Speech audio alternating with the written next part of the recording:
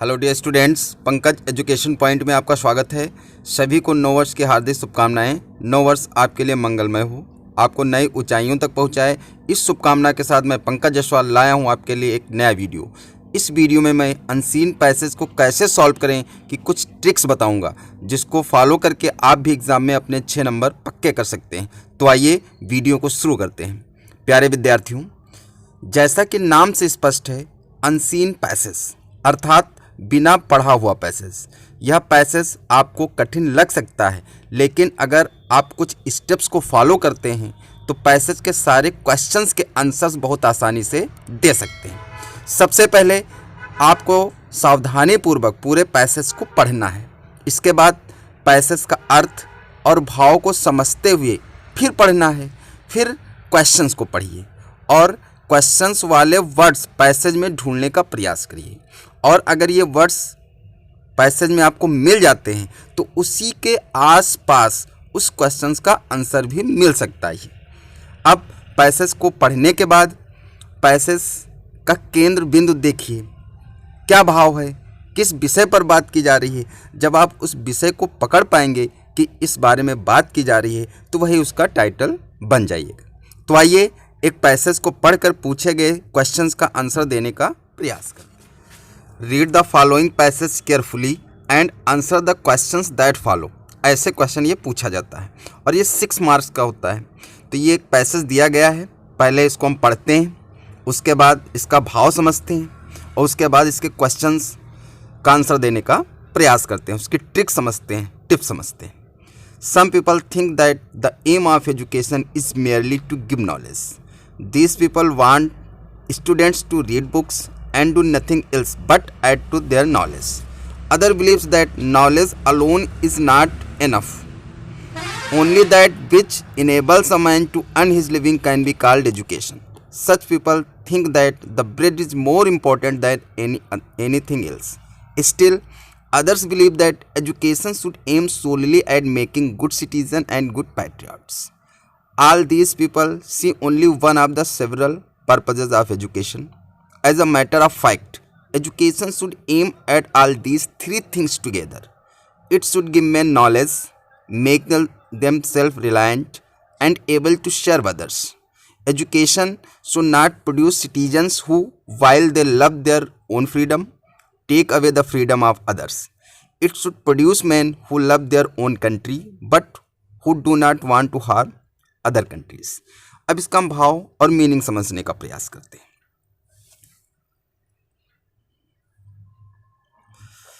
Some people think that the aim of education is merely to give knowledge.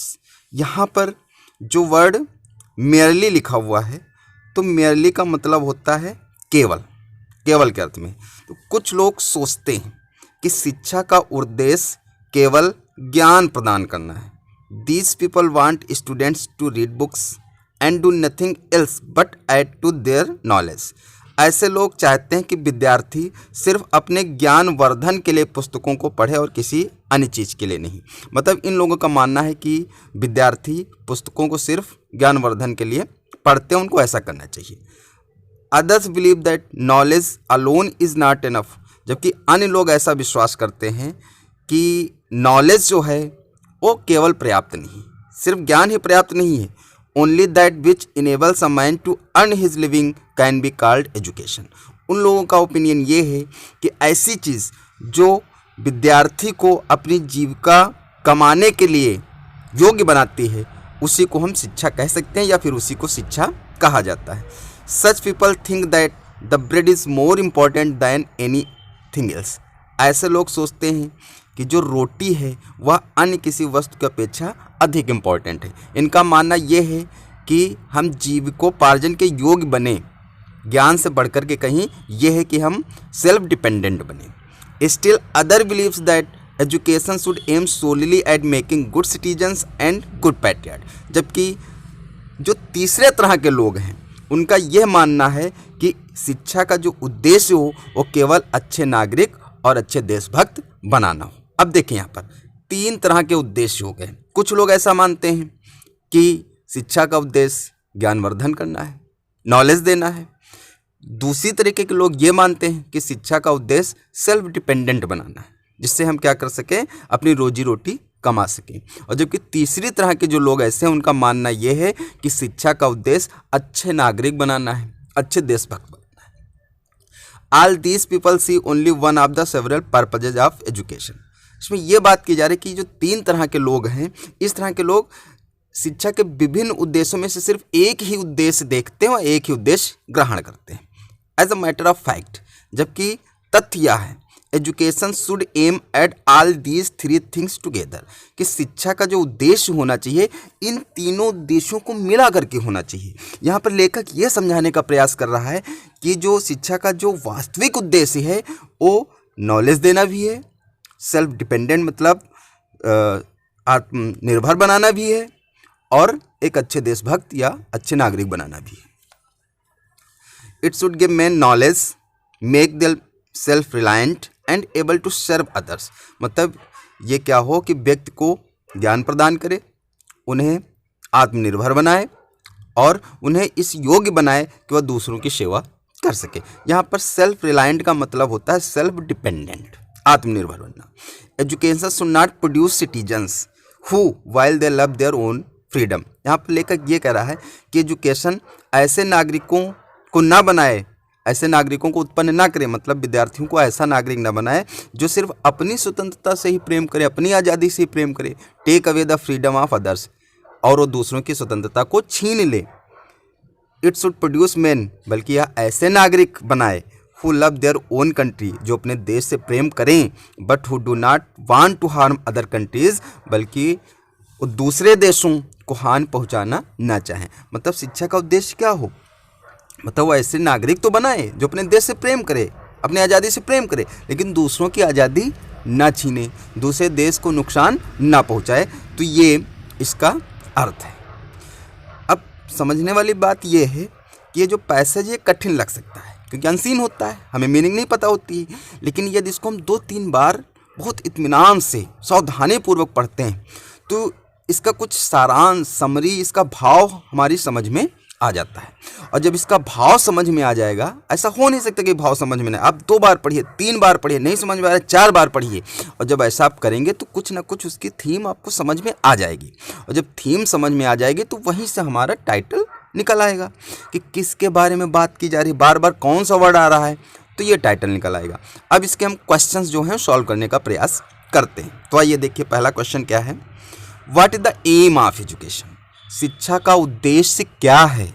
अब ये answer देना है। तो देखिए, इसमें 3 तरह के लोग हैं, एक बता रहे हैं ज्ञान प्राप्त करना, दूसरे बता रहे हैं सेल्फ डिपेंडेंट बनना, और तीसरे बता रहे हैं कि अच्छे नागरिक बनना। लेकिन लेखक क्या कह रहा है, वो कह रहा है कि इन तीनों को मिला करके ही शिक्षा का वास्तविक उद्देश्य बनता है। तो जब हम इसका आंसर देंगे तो तीनों उद्देश्यों को हमको शामिल करना है। अब देखिए इसका आंसर हम कैसे देंगे, नीचे हमने दिया है, the aim of education is to give man knowledge, make them self dependent and good citizens. शिक्षा का उद्देश्य व्यक्ति को ज्ञान प्रदान करना, उन्हें आत्मनिर्भर बनाना और उन्हें अच्छे नागरिक बनाना है। तो ऐसे इसका आंसर हमें देना है। अब देखिए, जैसे एक चीज़ और ध्यान रखेंगे, जब क्वेश्चन जो किया जाता है, तो जैसे क्वेश्चन में लिखा है what is the aim of education, तो इसमें ये जो है द एम ऑफ एजुकेशन, ये क्या है, सब्जेक्ट है। और जब हम इसका आंसर देंगे तो यहीं से स्टार्ट करेंगे। तो क्वेश्चन में सबसे पहले ये लिखा गया द एम ऑफ एजुकेशन, फिर हेल्पिंग और is to give man knowledge, make them self dependent and good citizen. अब नेक्स्ट इसका क्वेश्चन है what do some people think, कुछ लोग क्या सोचते हैं। अब देखते हैं, पैसेज देखते हैं, कहीं पर हमको सम पीपल मिल जाए तो जरा हम बैक होते हैं और ये पैसेज देखिए क्या लिखा, सम पीपल थिंक, कुछ लोग सोचते हैं, और यही क्वेश्चन किया जा रहा है what do some people think. तो बस पहली लाइन ये बन रही है हमारी, some people think that the aim of education is merely to give knowledge. तो सेम वही लाइन बन रही है। अभी देखो इसका आंसर हमने कैसे दिया है, ये some people think that the aim of education is only to give knowledge. कुछ लोग ऐसा सोचते हैं कि शिक्षा का उद्देश्य सिर्फ ज्ञान प्राप्त करना है, ज्ञान देना है। फिर अगला क्वेश्चन है एक्सप्लेन द अंडरलाइन वर्ड्स, जो अंडरलाइन शब्द हैं उनकी व्याख्या करनी है। कभी कभी क्या अंडरलाइन होता है, नहीं होता है इटैलिक, तिरछी अक्षर तिरछे दिए होते हैं, उनको एक्सप्लेन करना होता है। तो इसमें जरा बैक होते हैं, ये दिया है मेक देम सेल्फ रिलायंट, इसको एक्सप्लेन करना है। तो यहाँ पर सेल्फ रिलायंट का मतलब होता है सेल्फ डिपेंडेंट। अब जरा देखिए कैसे हम इसको एक्सप्लेन करते हैं। अब देखिए लिखा है मेक देम सेल्फ रिलायंट, इसका एक्सप्लेन करना है। तो means education should make man able to earn their living. इसका मतलब ये है कि शिक्षा जो हो वो व्यक्ति को अपनी जीविका कमाने के लिए योग्य बनाए। तब शिक्षा का उद्देश्य या शिक्षा क्या करे, मनुष्य को आत्मनिर्भर बनाए। अगला क्वेश्चन है write a suitable title of the passage. Suitable title, तो इसका सुटेबल टाइटल ये है the suitable title for the passage is the real aim of education. शिक्षा का वास्तविक उद्देश्य, ये इसका सुटेबल टाइटल हो गया। अब कभी कभी क्या होता है कि समरी पूछ ली जाती है, पैसेज की समरी पूछ ली जाती है। तो समरी देते समय हमेशा ध्यान रखेंगे कि जो पैसेज दिया होता है लोग क्या करते हैं कि वही पैसेज पूरा लिख देते हैं, ये नहीं करना चाहिए। समरी जितना बड़ा पैसेज दिया है, जितना लॉन्ग पैसेज दिया है उसका 1/3 ये समरी दी जाती। मान लीजिए कि पैसेज में 9 लाइन्स हैं, तो जब हम इसकी समरी देखेंगे तो 3 या 4 लाइन्स में ही हमको समरी देनी और उसमें मेन फैक्ट लिख देंगे। इस प्रकार से समरी बन जाएगी। अच्छा, जब हम टाइटल बनाएंगे तो ये भी ध्यान रखेंगे टाइटल बनाते समय टाइटल बहुत ज़्यादा लंबा ना हो, 3 या 4, 5 वर्ड्स का होना चाहिए। लेकिन हमेशा ध्यान रखेंगे कि उसमें वर्ब ना लगाएं, वर्ब को लगाने से बचे, वही हमारा क्या होगा, परफेक्ट टाइटल बनेगा। तो इस पैसेज को पढ़ करके, वीडियो को देख करके आपको समझ में आ गया होगा कि कैसे हमको अनसीन पैसेज सॉल्व करना है। अभी जो अनसीन पैसेज इस बार पूछे जाएंगे उसमें 3 क्वेश्चंस दिए होंगे, 3 या 4 दिए होंगे। अब जैसे ये है, ये 2 मार्क्स का है, और फिर दूसरा जो है ये भी 2 मार्क्स का है, और फिर ये अंडरलाइन वाला जो है ये 1 का और टाइटल 1 का। इस तरह से क्वेश्चन पूछा जाता है।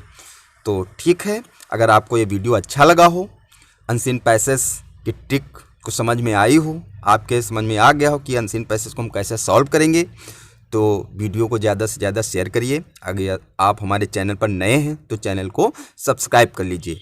अब आगे मैं भी कुछ अनसीन पैसेज लेकर के आऊँगा, उनको सॉल्व करवाऊँगा। ठीक, मिलते हैं अगले वीडियो में। थैंक्स।